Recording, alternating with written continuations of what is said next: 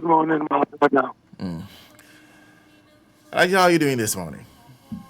Well, you can just describe the same my feeling. I'm at Alaji Limuna's house where the Quran recitation has started. Uh, Everything is being prepared for the arrival of the Chief Imam and then His Excellency the President. I wished that I was here for a naming ceremony or and a marriage ceremony of one of the daughters or any of the relations. But I'm here not because of any of them, and because we are mourning Alaji Limuna. And I guess you knew him better than most of us, Alaji Limuna. How closely have you known him?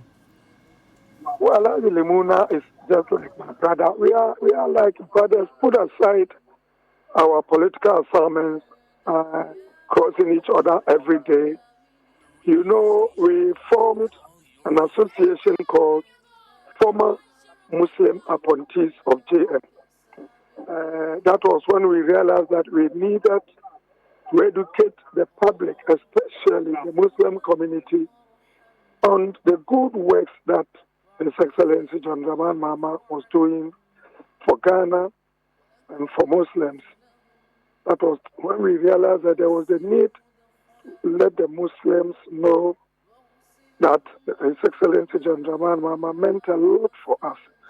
And it's like even though he had done a lot of good works, people were not getting to know. And so we decided to form an association comprising all the Muslims who were appointed in one way or the other during his tenure as the president of the Republic of Ghana. So from time to time, we meet. Initially, it was every week we were meeting. Then we scheduled it for monthly. And because Limuna was always with His Excellency, if there is any urgent thing that we wanted His Excellency to get to know before even we formally request to meet him, Alaji Limuna was the one who will go and do that. You know, he has served in various ministries. He was even at the Ministry of Health. I think you've forgotten to mention it. You know, and through him, a lot of our youth, got engaged in one way or the other. I remember very, very, very well last year, there is this yearly festival by the Fulanis of Ghana. And it rotated around the various regions. Last year's one was held in Ho, and normally they would invite the president to come and address them. Last year, His Excellency President John Dramani Mahama couldn't, so he asked Limuna to request me and Baba Pantai to join him so that we could go to Ho and represent him. I remember very, very, very well what happened there. And for the timely intervention of Limuna, maybe it could have been a different thing altogether. But all said and done, Alaji Limuna was able to cool down tempers. And the festival went on successfully. I remember very well, we used to meet from time to time, especially when His Excellency came the second time. I will call him and say, Alaj, what is happening? He said, SOROGHO, you haven't heard your name yet. Me too. We are waiting on His Excellency. Don't worry. I recollect vividly when he was appointed. He called me and told me, as for mine has come over, yours too is on the way. Don't worry. Let's discuss things together. I remember on the 2nd of August, I called him early morning. I said, Alaji Limuna, we need to meet and discuss a few things together. He said, Honorable SOROGHO, you know with my new appointment, there's a lot on me. I'm on my way to Kumasi, just about to catch a flight. But I assure you, when I get to Kumasi, I'll call you. I know we are going to discuss about Ghana. We are going to discuss about what we can do to help His Excellency the President. Immediately I get there, I'll call you. And then when I come back, we discuss it together. There is a need for us to hold an emergency meeting, our association. So I said, no problem. In the evening, I didn't hear from him. So I called him.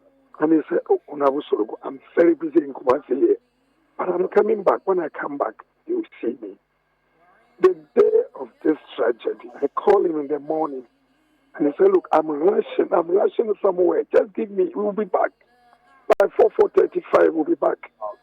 And I'll call you, we'll meet. So don't worry at all.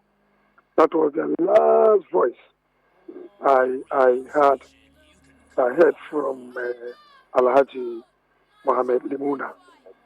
Alhaji Limuna was such a person that you couldn't predict him.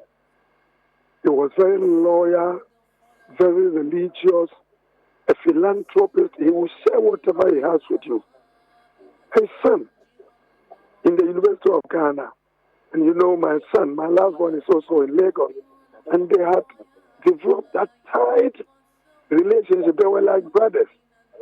So his son will accompany my son to the house. We would talk, we would discuss a lot of things. I will advise them. My brother, if there is anything I don't understand, I'll call you. If there's something and I don't have, I say, hey, Limun, today I don't have money for fuel. He said, look, the little I have, let's share.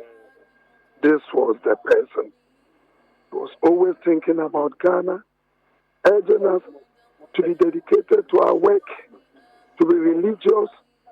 This Hajj, the last Hajj, Alhaji Limuna came to me. We discussed a lot of things. Even his people who were to go, some of them couldn't go, but he had all the patience. I said, Alhaji, it is a call next year. But every day we advise us that we should be truthful, we should be dedicated to Ghana, to the cause, to the resetting. He said we cannot disappoint Ghanaians. We have to succeed. He was prepared to do whatever that he can to help us to succeed. This is Alhaji Limuna. Today, we are seated in his residence, not to share tea, not to glorify over a marriage ceremony, not to celebrate a wedding or a naming ceremony, but to mourn Alhaji Limuna. Well, we in the Muslim community, we know that Allah gives and Allah takes. He does it at the right time. Nobody chooses the death time for him. As we sit here, we are talking. It can happen that I may not reach evening. Who knows? How many of us will reach tomorrow? But there's one thing, Alhaji Limuna's person is no more. But his work, his dedication, his communication, what he asks us to do, we will continue with the little strength that we have to propagate the good works that Alhaji Limuna was doing. I tell you, we have lost somebody who is so patriotic, hardworking, truthful, religious. But what can we say? We will say that as we are mourning, he is somewhere saying that, are you people, you don't know how I'm enjoying? If you know what I'm seeing here, you wouldn't be crying for me. We pray that he should be in that state. And Alhaji Limuna is gone. His body will not be seen. I will not meet him. I will not shake hands with him. I will not argue with him over policies personally. But I can assure you, his name will be amongst us, amongst the very peers. His name will be among those that he has helped. His name will never, never, never disappear. All what I can say is that may Allah grant him Jannatul Firdaus. May the work that he was doing be continued. May his visions that he had, we should continue and fulfill it. Let me continue by saying that Alhaji Murtala, was a comrade. He came and met me in Parliament. He gave me all the respect. Very religious, very touching, very knowledgeable, very intelligent. And I can assure you that even though when somebody dies, even your enemy, you are not supposed to rejoice over it. Maybe one or two people somewhere may be saying that now we can rest in Parliament. Because when Alhaji Murtala gets up to talk, they know that yes, this man is talking. I remember the last time that we met in Tamale, the day that the first flight was to leave. Alhaji Muntaka flew in the same helicopter, being piloted by the same crew to Tamale on behalf of His Excellency. Alhaji Murtala came, he joined hands with him and a few others to address the pilgrims before we boarded for Saudi, to wish all the pilgrims a successful Hajj. And I recollect very well the words that came from Alhaji Murtala. He said, look, you are going on a religious mission. When you go, dedicate yourself to Allah. Know that today you may be here. Tomorrow may not reach you. Know that you may not get the next Hajj and that this may be your last Hajj. So when you go, dedicate yourself. Pray for Ghana.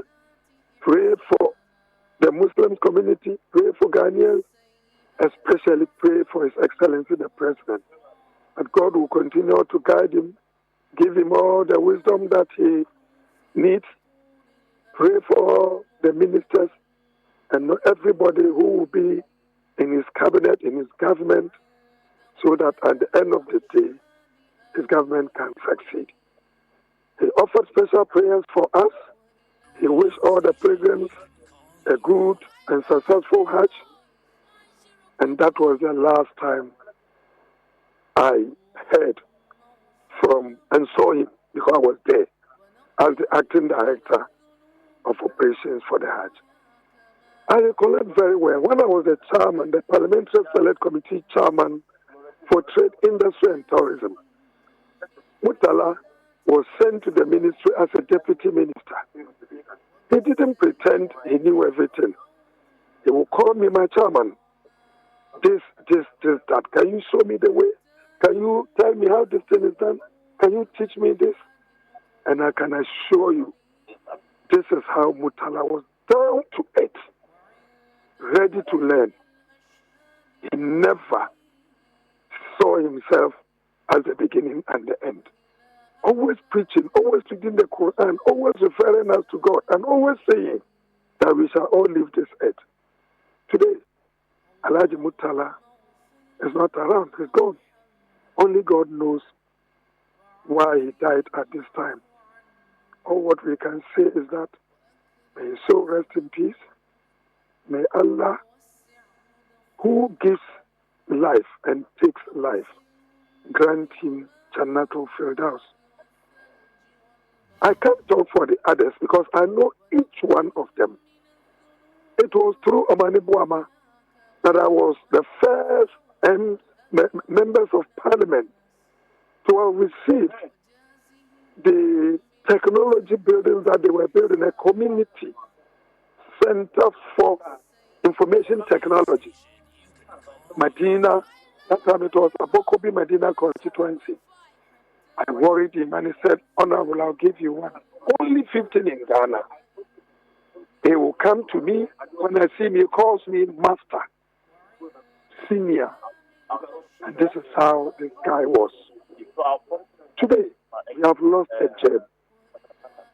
Master, when he was given the responsibility as the director for electoral services, people doubted his competence, but he has made history.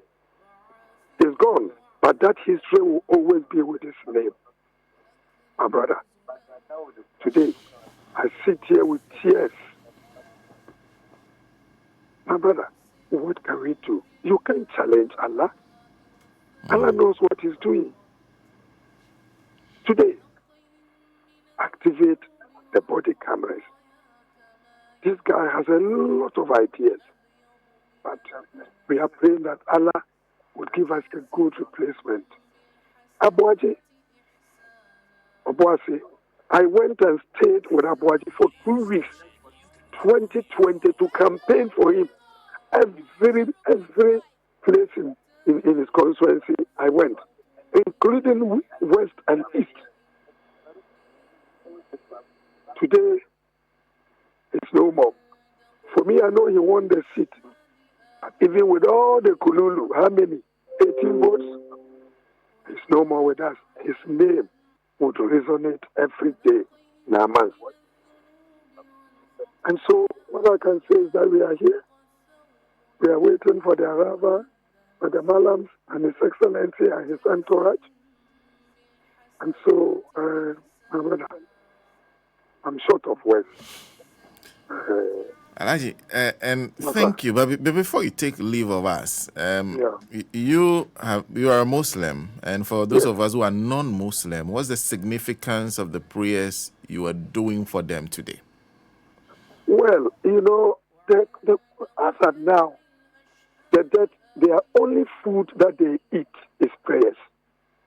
As we sit here, even today, as we came, people may be drinking tea, others may be taking rice, but the only prayer that he needs, the only food that he eats, the only water that he drinks is prayers. And anytime at all you are praying for him in his grave, he is laughing, he's smiling, he is happy. This Muslims think and believe that there is a life hereafter. And that life, if you do good things, Allah will grant it to you. If you do bad things, you know where you are going. Prayer is the first cardinal principle of Islam. After believing in the oneness of God and believing that the Prophet Muhammad, may the peace and blessing be upon him, is a prophet and that there is no God except Allah, prayer, you need to pray 5 times a day. Prayer is the pillar of Islam. And so, the first day, Adwa, and let me tell you one thing. The day of the burial, the day he died, Muslims continued praying for him. The day he was buried, we prayed for him, Janaza. Today, we are going to pray for him. And the prayers are not going to end here. It's going to continue and continue and continue, because that is what we believe. With prayer, mashallah, it will be complete for him. So prayer is an important thing.